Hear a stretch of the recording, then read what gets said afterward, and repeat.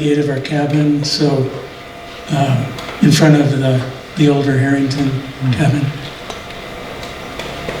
So here's my grandmother. The driver sat up pretty high on the front of the stage. I guess the level of his seat was probably the roof of the stage. And so he sat up pretty high. Then the back of that front part of the stage was just one seat. And whoever sat there rode backwards.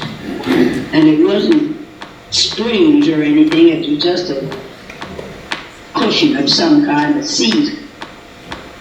And Catherine always took her naps there, stretched out on that seat that rode underneath. The drivers were up top side of Catherine's.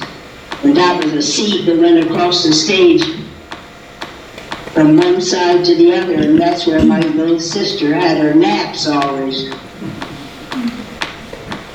It was a short, heavy, sort of heavy Scotch woman that had been with my grandmother as her cook for a good many years. And Lizzie then was always afraid that the stage would run off the narrow road. And of course the road was narrow in those days, and you looked way down to the bottom of the canyon very often, and it didn't make Lizzie Lynn very comfortable. And she could get the steps you used to get into the stage were just little round steps like this on a spike. And Lizzie would step on one of those little tiny things and hold on with all her might and main to the uprights that held the top of the stage up, and would right there so that she could jump off if the stage ran off the track and fell over the side. I just watched it with wonder. I wondered why she was so scared. Or she was afraid the stage would run off. It was just sort of a single road. If we met a lumber wagon, there never was another stage that we met and passed. It was always something like a lumber wagon. Okay, that's it on that. That's neat. Here's Berthoud Pass. This isn't the stage, but it shows what happens when wagons are passing each other. And here's they're actually leaving Denver to go to Empire in this picture.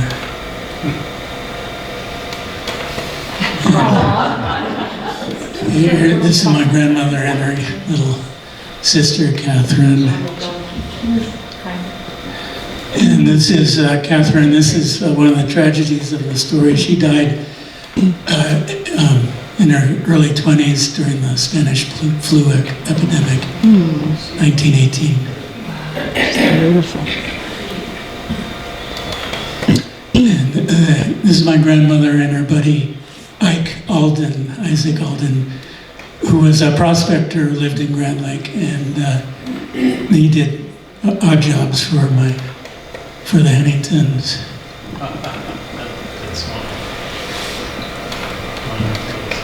And this is him and Joseph Westcott, and that looks like the Adams Hotel behind them on the left.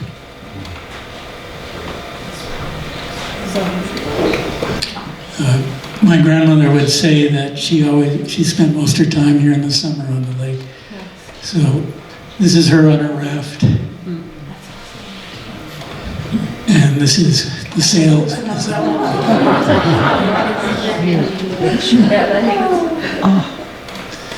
And this is her favorite boat. She would say she liked to lie down on this, tip it over so the water could come over and she'd get a drink. You're right. That's what I want.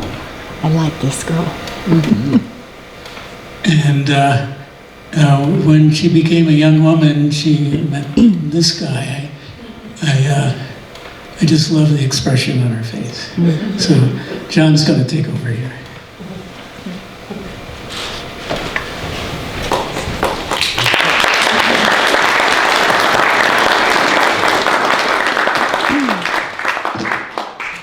It's going to take me a little to get set up.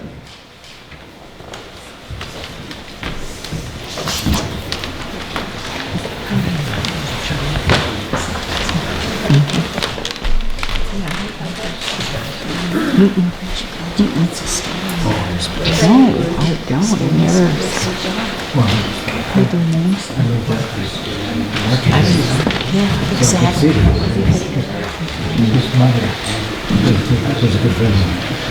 Okay, I'm going to concentrate on our grandfather, who, as you can see, he was a major general. And, next. Just a second.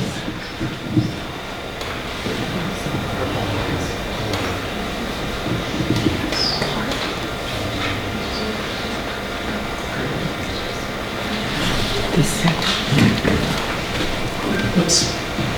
Okay. First,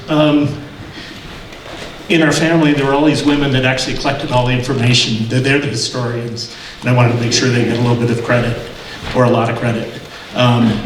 My grandmother is the, can you do the cursor here? My grandmother is in the your far left. She was an amazing woman. We could probably do a whole evening on her. My mother is the younger woman in the middle. That's my grandfather with the hat and I think it's the 1st Armored Division patch. And then the 4 kids are the 4 Yateses. My oldest brother George is off the edge of the, next to my grandmother. That's Charles, smiling right on the edge. Our youngest brother James, and then I'm with the green jacket.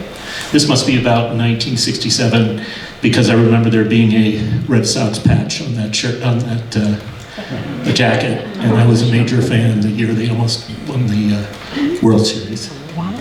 And this woman on in the other picture is actually the general's sister, Louisa, who we called Aunt Wheezy, and I was amazed at how well she maintained not being any other pictures. I don't think she liked her picture taken, so the only ones we have are these older ones. But she was a regular up here, and she was a librarian at the Denver Public Library. She wrote 2 books, at least 2 books that I have over here. One is called Denver in Slices, which is a history book, and the other one is High Country Names, which is, did research of all of the geographical things in Rocky Mountain National Park, and has a paragraph on where the name came from, which is pretty cool. So she's one of the 2 authors of that. And she was just an amazing person. I remember going with her and her husband up into the hills behind Central City somewhere, looking for a cemetery or something that had some sort of historical significance, and just being told fascinating stories the whole time. She also in the 50s had an educational TV program about Denver history. And so, you know, she was one of the favorites up here. Actually, all of them. I mean, it's like they're all amazing. The other 2 women in the picture are my grandfather's cousins.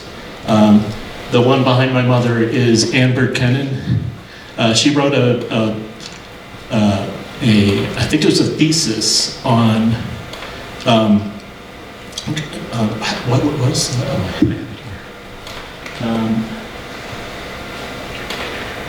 college wives who work in 1922, which is, you know, she went to Radcliffe in the 10s, and the other one is Nancy Hawkins. As I was preparing this, what I realized is having these kinds of women in my life made me prepared for the women I met in college in the 70s. Do tell the rest of that. What's that?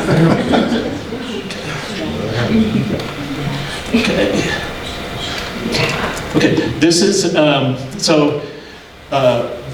Orlando Ward, our grandfather was born in Macon, Missouri. The family had moved to Denver. His father and his uncle were both lawyers. And I think one of the things they specialized in was water law, which was pretty important, and it still is, I think as you guys know. So this is, I won't go through all these names, but let's see, Orlando is got the big tie in the center. That's his brother, Bert. And there's up near the top is his grandfather holding his youngest brother, Thomas. And let's see. And my guess is that they came back for Thomas's birth. And this is a picture in Missouri. And these are all in my longer presentation.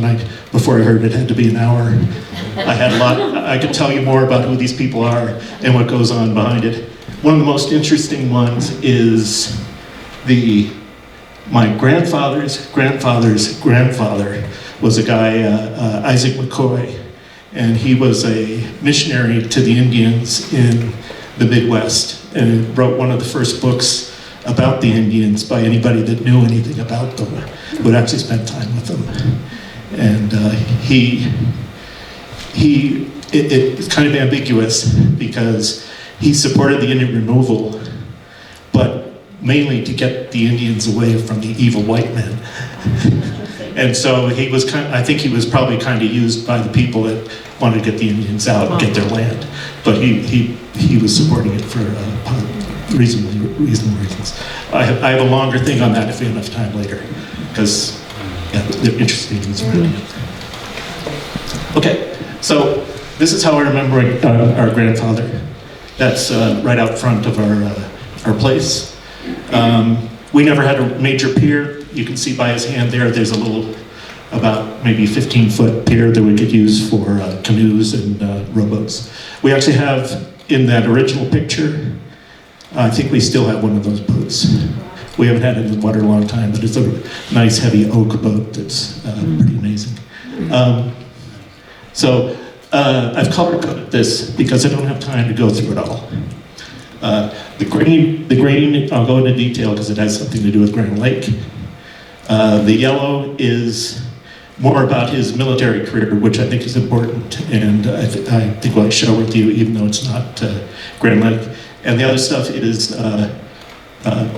key parts of his career that I want to mention, but I won't go into too much detail.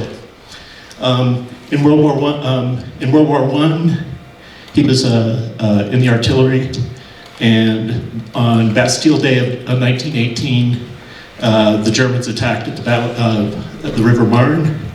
All his superiors were at a party with the French because it was Bastille Day, and he had to take charge and get the gun shooting to fight off the Germans. And he won one of his medals is from there. One of his next assignments, he was ROTC teacher in the University of Wisconsin-Madison. I will have a call back to that later. Fort D.I. Russell, which is now Warren Air Force Base up near Cheyenne. He was there briefly. I took a leave of absence once and followed him around. And when I went there, one of the things he did there was plant trees because it was barren. And I'd kind of forgotten that. And this was before 9/11, you can get onto the base easily. And I was driving down the road and they were all tree lined. And it really hit me. It still does. And then he was assigned to the Philippines for a while. And then there's, I'll go into more detail in the next things in the next next bit. And after World War II, but before the Korean War, he went to Korea, and I realized that there are two Grand Lake related things there. One is the Jeep that I think, are you gonna have any pictures? Okay. There's a Jeep that you may see around town that's a World War II Jeep that Charlie owns now. And my mother actually bought that in Korea. And the other thing is, my mother introduced my grandfather's aide, Gordon Sumner, to his wife. And Holly Sumner wouldn't be here if, if that hadn't happened. Okay, and then after that, he was the chief of... Hello? Okay. After that, he was the chief of military history for 3 years, the last 3 years. And if you know the World War II green books, any of you military? Okay, there's a whole line of history books about World War II, and he was in charge of getting those out. And he said, after being in charge of military personnel, being in charge of professors writing books was like herding cats, and he didn't like it. Okay.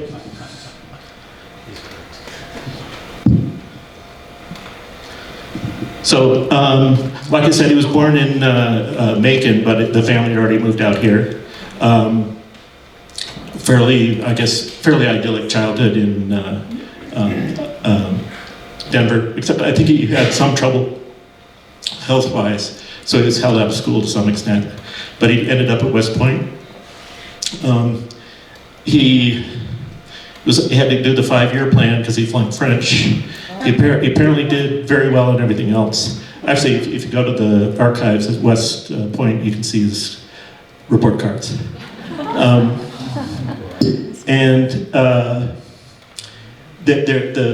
He graduated in 1914. 1915 is called the year the stars fell on, because about 30% became generals. And so Eisenhower and Bradley and a bunch of other names that you know were in that next class. So he was rubbing shoulders with them and knew a lot of them. Bradley was a friend.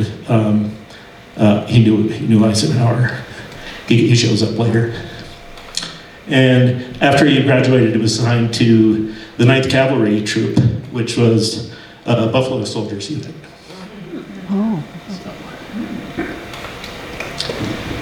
And this is where Charlie and my stories come together. When I think it was at a return from West Point after graduation dinner or a party that he met my grandmother. And he ended up getting invited up here. And I think that picture over there is when they're courting. And that's Shadow Mountain in the back. And then they had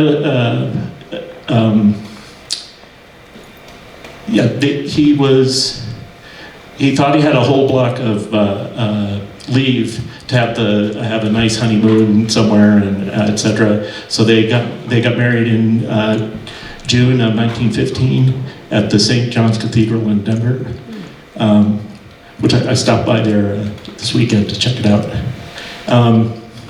And then they found out he was going on assignment. So they spent, I think they spent 2 weeks up here on their honeymoon. That's kind of a family tradition. My parents spent their honeymoon up here too. But then they went to the Arizona border with the Buffalo Soldiers. And this is a picture from there. And I love this picture with the smiles.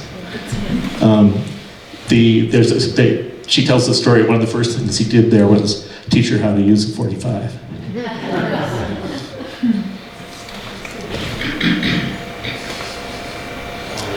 Okay, this is what it's like there.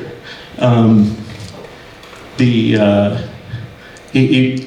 loved horses. I'm not sure whether there's more or less than dogs.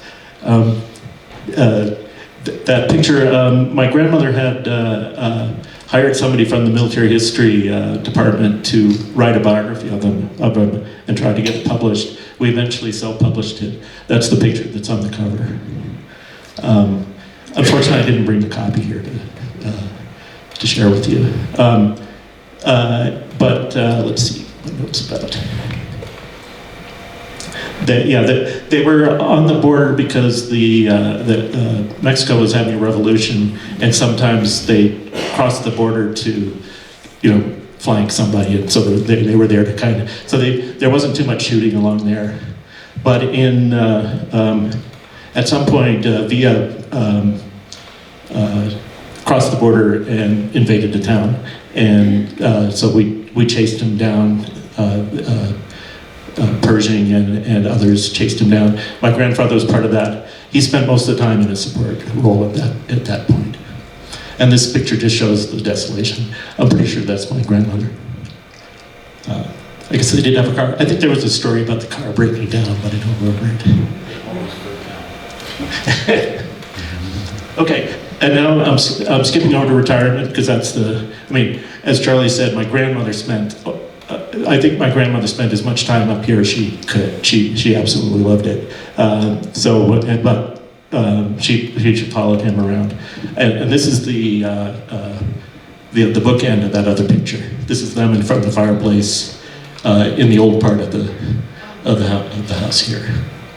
And this is where I have we promised you recordings of her, so I have one of her talking about retirement.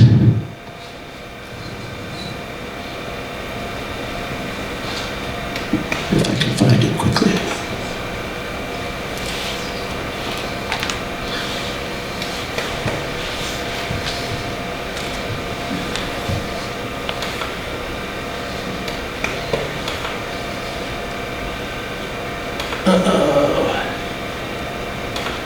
I can't find it. I'll come back to it if I can.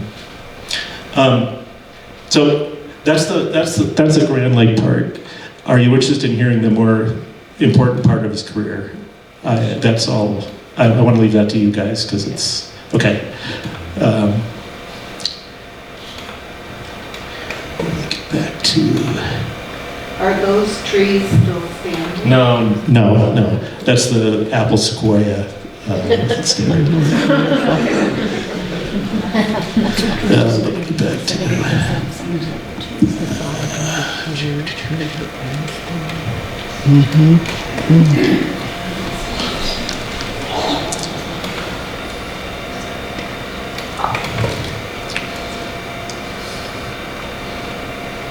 Okay, in the 30s, before World War I, he realized that cavalry's, he saw cars and said, maybe I'll get out of the cavalry. He loved horses. They actually, on breaks in Arizona, they actually played polo. So he was a good horseman. But before World War I, he switched over to artillery. So he'd gone to artillery school. In the 30s, he was a teacher at the Fort Sill Field Artillery School. And so the picture over there is, I think my mother and her sisters are on there somewhere. And that's the best shot I had of that. But the important thing he did there was he and his colleagues worked together how, if you have somebody that can see where the target and where things are falling relative to it, a simple and clear way for them to communicate back to the people who can't see the target in simple, without having to be a mathematician or no trigonometry, to be able to very quickly adjust the fire so that all mass is on the target. And that turned out, some people say that's one of the more important things that the Americans brought to World War II and why we won. So he was heavily involved in that. There's some articles about that. They're pretty important. And these are some World War II forward observers in France. So if there was a target there in the middle of that field, they could see where something landed and be able to tell them how to adjust the fire to pull it right in. Apparently Rommel actually mentions being very impressed. Okay, his next role was you know who General Marshall was. He was the chief of staff, so the highest officer in the Army during World War II, and had a lot to do with it being successful. But in 1938, my grandfather was his secretary, and his job was to prepare the presentations for Congress to get the money to be prepared for World War II, which was very difficult because Congress didn't want to be in World War II. So he was on the front row seat at the politics of that. And he did not like politics. He thought, Marshall is supposed to be a very honest guy, but he had problems with him in some of the things he did with politics. So I read something recently, somebody gave my grandfather a copy of The Prince by Machiavelli, and it made him realize, okay, maybe things have to be you can't be completely honest and still survive, but he instilled in us a lot of honesty. So, he usually stayed at in the office when Marshall went to do things, but obviously at one point he went to the White House, and that's a picture before he went. Okay. Before Pearl Harbor, Marshall gave him a choice of what he wanted to command, and he chose armored. It wasn't a division; it was the next level down. And all these things, gears, how many grates, battalion, battery, whatever. They're going to be close. You'll get the general idea, but don't use this as for your. I'm doing the time. Okay. So he ended up being he's got a little bit more to do.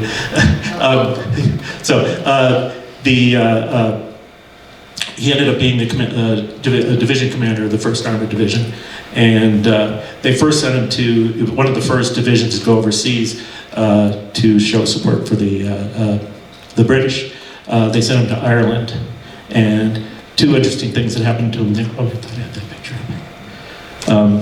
In the left-hand picture, they sent him to Dublin, which was neutral.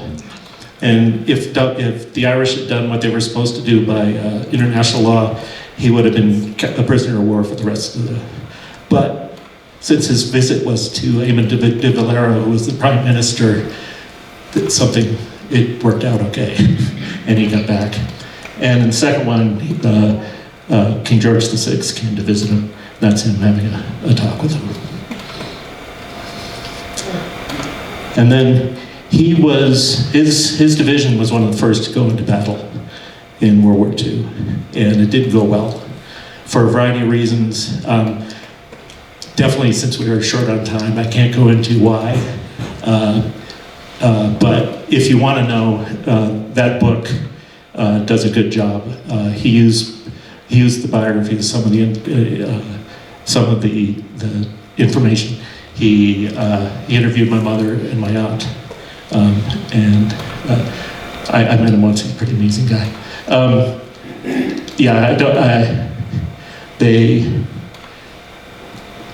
His commander was not a good commander, and I think they're still teaching a course at the Army War College as to how not to be a commander. And so that was the start of it, and things went downhill from that. He ended up reporting directly to Patton, and my grandfather and Patton's personalities are completely different. I think they're probably both generals, but good generals, but that didn't work. He ended up getting relieved. So if you want more detail, that book is a great one. And then he did get assignment at the end of the war, at the very end of the war. Last 10 days of the war, he had the 20th Armored Division. They went into Munich, and their biggest problem was this SS armored barracks. That they were relentless in their defense, and that was tough. I worked for a while for Siemens and had an assignment in Munich, and some of my colleagues went to that same building for their medical induction. So it was pretty interesting. And some parts of the division helped liberate Dachau, Dachau concentration camp, concentration camp. And then this is the callback to Madison. When he's in Madison ROTC, one of his people he taught how to shoot was Charles Lindbergh. And in Bavaria they found a jet, a Nazi jet, experimental jet, and Lindbergh was sent out to look at it, and he stopped in to visit his old teacher on his way. So that's what that one is. And I think that's yeah, I don't have time. This is Charlie. It's all yours again.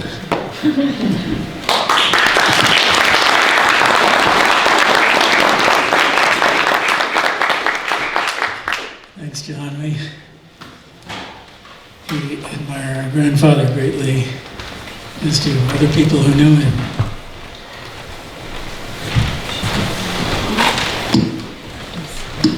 My mom said he had a terrible temper, though.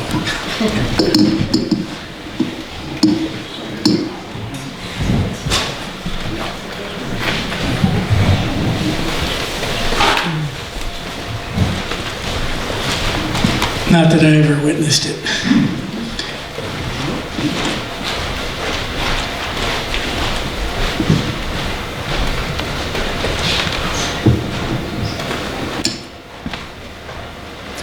Okay, this is where we left off. I just don't have that much more. It's so nowadays people take pictures of their family. They're on phones. They're in network apps. And also our photograph albums at the cabin don't have a whole lot of the newer stuff. So I'm just gonna jump through a bunch of things. I first want to show the evolution of the cabin. Here's the people you've met before, the original four walls. The next year they added a kitchen and a bedroom above there on the left. And I don't know if it's the next year or years later, they added a couple of rooms on the end of that for cook and maid. Those are now a bathroom and a shop.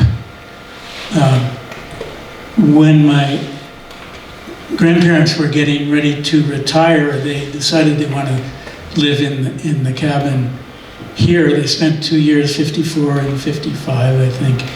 But my grandfather, with help from others, built that new section on the left there. He went to carpentry school, hired himself out for free to a construction company to learn how to do it. So he was really resourceful. The next generation is, let's see, this is the fourth generation. In the front is my mom. In the middle is her sister Catherine. And in the back is our sister Edith. And here are those first four generations. Henry Jr., Catherine, my Aunt Catherine, Clara Hannington, Henry's mother, and then Edith, word on the right.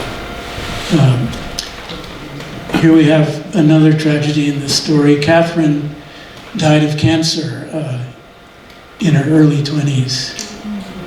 So my grandmother had two major tragedies in her life. Her sister died young, and her daughter. Someone that really is a big part of this story for me is Stella Podliska. She was the housekeeper for my great-grandfather Henry Hannington Jr. She came from Lidgerwood, North Dakota, a small town,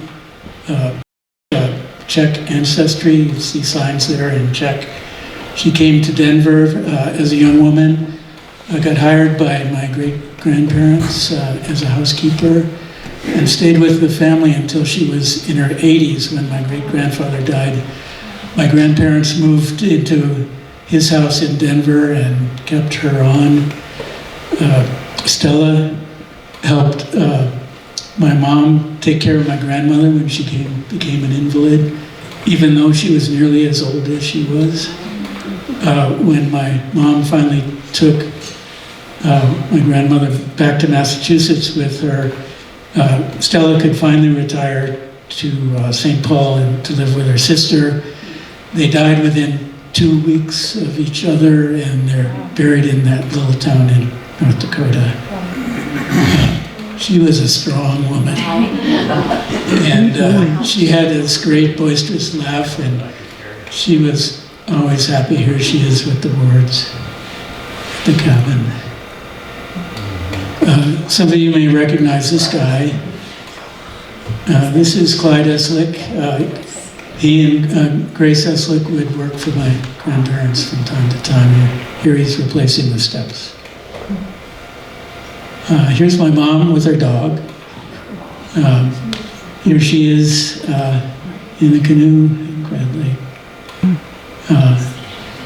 So here's my mom, this is me, and this is Pat Rainey. Pat Rainey put together a book with a photographer that Rocky Mountain Rustic. The first chapter is about our cabin. It has some of the pictures I've shown you. I don't think this is in print anymore, but we used to be able to get it at, oops, sorry. What's going on?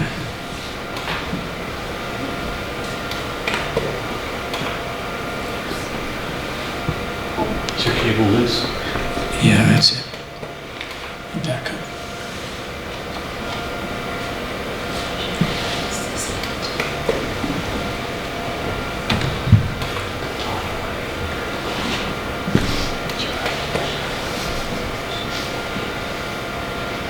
Okay, here's some of the next generation. That's, well, the guy on the donkey is Puck Sumner, and the girl on the left is my cousin Carolyn. The guy in the middle is actually here today. He kind of wishes to remain anonymous. So. Here he is again, mimicking his grandmother on a raft. What year is this? That's probably around 65 or so, I don't know. And this is John raising the flag, and when I looked at this picture today, I realized in the background is Henry Hannington Jr.'s 1938 Ford Coupe, which John is now proudly owner of. Here's a couple, my cousin Susie and her husband Andy, and those are my dogs. You might see us walking them around town. We do that a lot. And here's Ole and my brother George. So, and this is my wife Pam. She's mimicking Henry Hannington from this picture. Okay. And here's some of the next generation. This is some of my brother's kids and some of their friends' kids.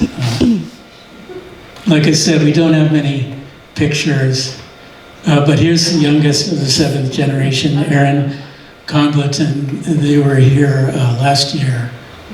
And finally, this is my cousin Ellen and her husband Matt Green, and their children Carolyn and Addie, and that's all.